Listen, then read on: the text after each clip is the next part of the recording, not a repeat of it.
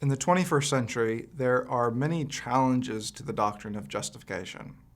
Honestly, in one sense, I envy those 16th century reformers, individuals like John Calvin or Zwingli or Martin Luther and many, many others, because as challenging as it was to defend justification in their day, the challenge was somewhat obvious and straightforward. They were facing Rome, the church of the day, and really the Council of Trent, who then responded to their theology.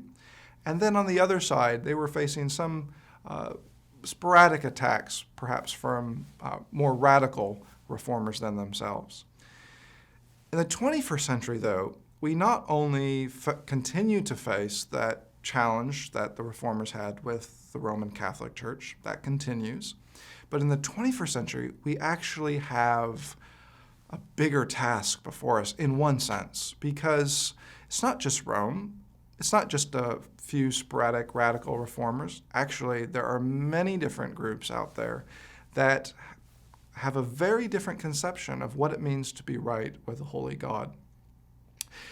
There's a long list we could go through, but some of them that immediately come to mind would be Protestant Liberalism, which was very influential in the first half and even some of the second half of the 20th century.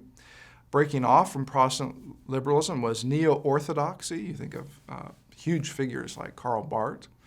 And then there's others as well. We think, for example, in Europe of the New Finnish school, Lutheran school, that has reinterpreted justification in light of different categories like union with Christ. And we could list others, such as the New Perspective on Paul, a very influential movement today, and one that continues to be wrestled over with figures like N.T. Wright. Well, I could go on, but you see the point. The point is that today we have to be prepared. We not only have to know what Scripture says, but we have to be able to think theologically. It's not enough to simply quote Paul in Romans or Galatians.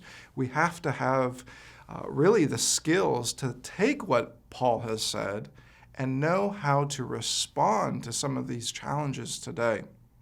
I think, as a word of encouragement, because I realize it could be actually very overwhelming looking at all of these challenges, a very apologetic scene in which we have to respond to. It could be very overwhelming, but I have a word of encouragement. Sometimes the most important thing that has to be done is to simply stand our ground. In other words, in the world's eyes, and sometimes in the eyes of those who might take on the label of evangelical, the traditional, what I would argue is the biblical doctrine of justification is seen as foolishness. It's out of date. It's old-fashioned. We have new methods, and I would push back and say, actually, let's stick with the biblical view because, yes, it may be old, but it's right. And it's not only right, but it's capable and sufficient to answer any and all challenges to it to this day.